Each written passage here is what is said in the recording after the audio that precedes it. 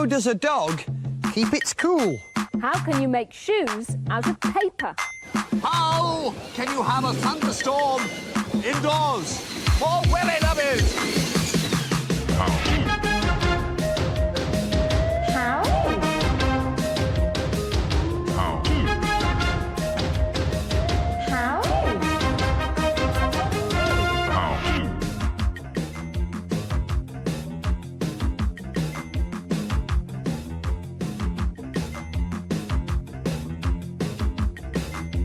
How? How can you make matchless magic? First how of a new series, Fred, and you've stumped me already. That's impossible, isn't it? No, this is a magic trick, isn't it? You It never is. get them right, Freddie. Right. How can you move a box of matches around without other people knowing where they are? Let me show you what I mean. An empty box, Yeah. a box of matches, Yeah. an empty box. How can I move that one around without you knowing? No, we could can't. follow that. You no can follow trouble. it? Yeah, Are you sure? Yes. OK, move it to there, Yeah. that to there, that to there, and that one to there. Yeah. Now, where's the one with the matches? It's on this end On that over end, here. yeah. This one here? Yeah, easy. No, sorry. Should we try again? It's that one there. OK. Move it to there, that to there, that to there, and that to there. Where is it now? On It's Carol's on- side yeah, it's again. on This one here? end, Yes. No, that's completely empty. It's that one there. Open it. Well, do I have to? Yes. No Ah, no matches. No, because that's how. Oh. A fourth box up the sleeve, so when you move the box that's allegedly got matches in, you shake. And the others, which are also empty, you do with the other hand. That's how. How can seeing be misbelieving? Now, seeing is believing. So the saying goes. But can you always believe what you see? Here are some Yeah. tests for you. 3 Russian dolls. Which one is the smallest of the 3? The one nearest to you. This one here? Yeah. OK, here is a measuring device. That's exactly the same as that doll. What about this one? Well, that's slightly bigger. You think so? In fact, it's exactly the same. And this one over here? Well, that is huge. Huge, you say? It's exactly the same. How come? How come? Because the converging lines deceive your eyes. You believe that that is further away and therefore it's bigger, but you are in fact misbelieving. Wow. How about this? This is much, much easier. Which one of these shapes is the square? Oh, I believe it's the one on the left. This one here? Yep. And the square has? 4 equal sides. OK. That's the exact measurement of that one. Yep. And this will be? Slightly shorter. It's slightly shorter. It should be the same if it's a square. I don't believe Over it. here, this, in fact, is the square with sides of equal length. Now, that's because your eyes exaggerate vertical lines, so you believe that that is the square. You are, in fact, again, misbelieving. And that's why a tree, if it's standing, looks longer than if it's been chopped down. Now, this one, 2 faces. Which way is this one looking? I believe he's looking to the right. And this one? He's going to the left. OK, I'm not going to touch the eyes. Now which way is it looking? I believe he's looking to the left now. Not touching the eyes again. He's looking to the right. He's looking to the right. So merely by changing the nose and the mouth, not touching the eyes, you think that the eyes have changed direction. You are, in fact, again, misbelieving. Because, if you look at it properly, the the same. eyes are exactly the same. I believe it. And so you have been deceived, proving that seeing can be misbelieving. And if you want to know more about optical illusions or any of the other hows on today's programme, we have prepared a quick data blast to give you all the information you require. And here it is. Well, that's very useful, Fred. It went a little bit quick, mate. Well, you are supposed to record it. It will appear at the end of each programme, and all you do is use the pause or still button on your video recorder to replay each page of text. They're all there numbered, so you can't go wrong. We've also got an email address for you to contact to get all the information you want. Another how. How does a dog keep its cool? Well, I want you to meet a personal friend of mine, a dog called Rudy, who's just a little bit warm now, but not too hot. Humans, when they get a little hot, have 2 options. Either you take your clothes off or you sweat. And I sweat like a pig when I get hot. I can tell you, I can lose about as much sweat as that in just half an hour of sweating. And this is how I actually keep cool. What happens is your sweat glands coat your body with sweat, and then that sweat begins to evaporate. And as it evaporates, it needs heat. Where does it get the heat from? From your body, and it actually cools you down. I can demonstrate. If I make my finger wet, that finger is already starting to feel a little cooler than my dry finger over here. And if I blow over this finger,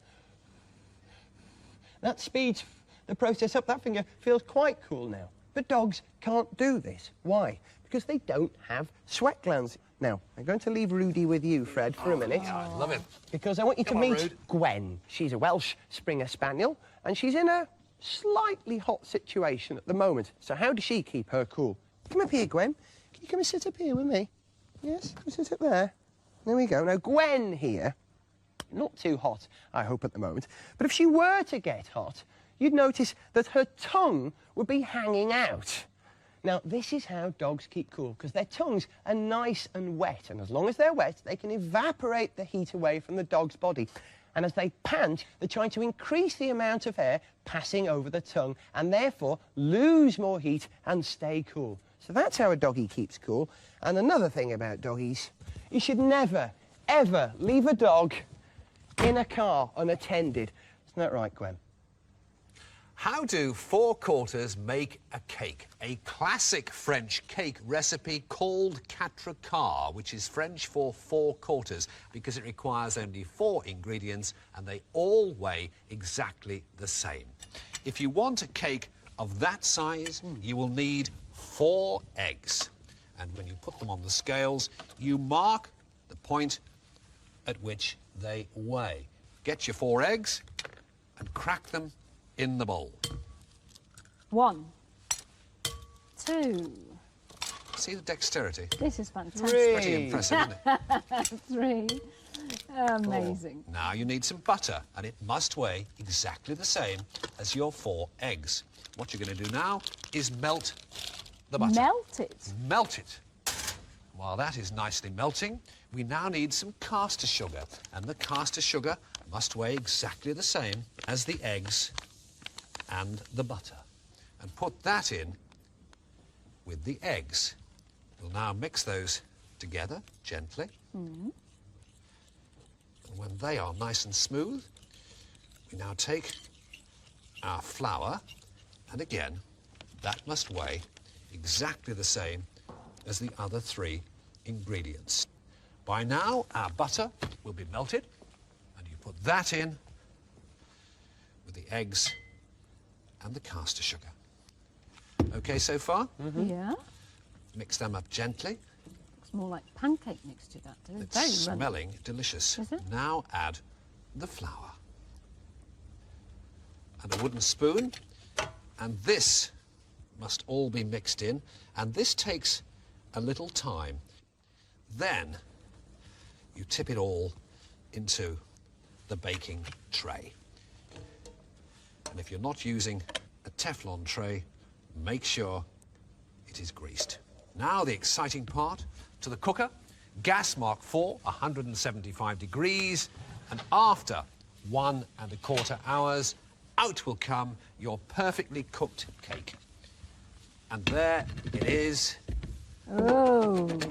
4/4, 4/4, a cake of 4 ingredients, all weighing exactly the same. That's how. Lovely. How can you make shoes out of paper? Out of paper? Yeah, they make shoes out of leather. Exactly. No, boys.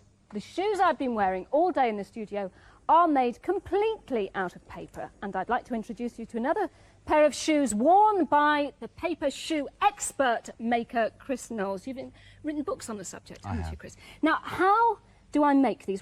First of all, what are they made from?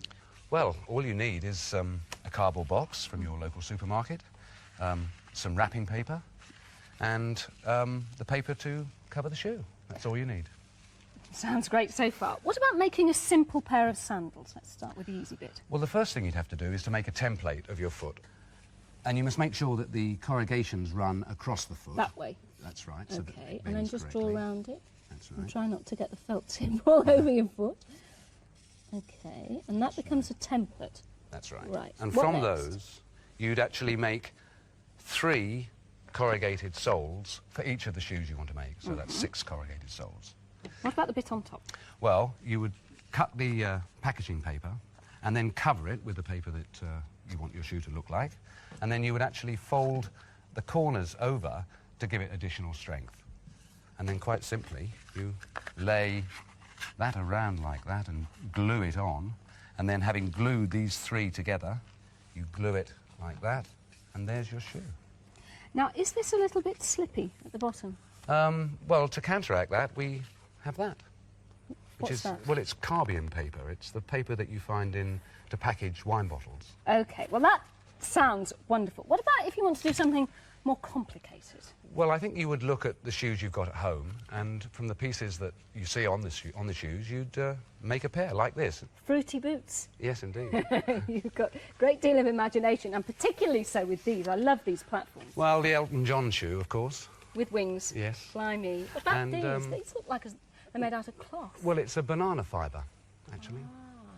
And I'm afraid these are my favourites, the dinky How could you child resist? shoe. Aren't they beautiful? it's all recyclable. It's all bits of paper and boxes that you can find anywhere. Marvellous. Thank you very much indeed, Chris Knowles. And that is how you can make shoes completely out of paper. How do you look up someone's name in the phone book in Iceland? Well, Iceland's easy enough to find. There it is, a volcanic place on the edge of the Arctic Circle. But finding people's names in the phone book is a bit different in Iceland, and I'll explain why. In this country, you have a last name. Let's take the example of a family we know well, Fred's family, OK? This is Fred's family tree, or if you like, the Dinenage lineage. Lineage. OK, the Dinenage lineage then. Right, Fred, there you are, Fred Dinenage, and your wife, Deirdre, and your two kids, Edgar and Frida, right? Now, your father, am I right, was called Dennis? Yes. Duncan was his father. Yes. Duncan's father was Donald. Yeah. And Donald's father was Dustman. Good old Dusty. All Dineages. Right. Now, in Iceland, things would be slightly different. You don't have a last name, so to speak of, in Iceland. You get your last name from your father's first name. So Fred, your dad was called Dennis. Yeah. That means that you, if you were Icelandic, would actually be called Fred Dennisson. Dennis's son, literally. Now then, that means that Dennis, your father, whose father was Duncan, would Dennis be called... Duncanson. Dennis Duncanson. And Duncan would be... Duncan Donaldson. Duncan Donaldson. And Donald's your father... Donald Dustmanson. You're ahead of me. Donald Dustmanson. I've cracked it. Ah, OK, let's try the children, Yeah. right?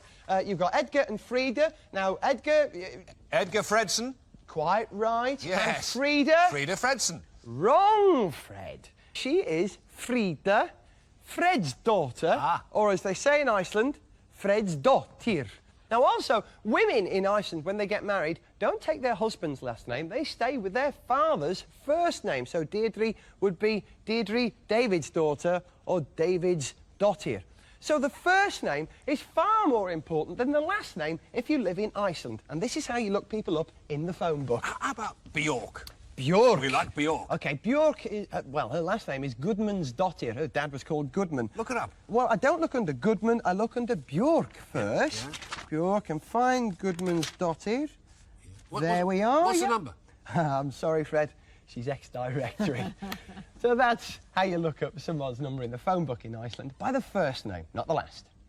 How can you have a thunderstorm indoors? In a theatre, how can you have wonderful storm effects? They use sound effects records, don't they? These days they use sound effects records, and also if you want to, you could go out and record your own sound effects on a tape recorder. But how did they get on 100 years ago before all these wonderful inventions? It was a dark and stormy night, and the sound effects man struggled on through the howling wind. The howling wind is a wind machine which drags a canvas strip over a resonant drum. With the wind came the rain, beating against the window. A handful of dried peas being rolled around inside a tight drumskin. Sudden, vivid flashes of light lit up a hideous figure. It was Gareth operating the lightning shutters. Suddenly the earth shook, to the sound of thunder, Carol Vorderman shaking the life out of a hunk of galvanized steel. And that is how, 100 years ago, you could have a thunderstorm in a theatre. Get those recorders going for Data Blast now, because now it's... How? Now! To be or not to be? What was your question? I don't know. Fred, what? I've got terrible wind. Not again.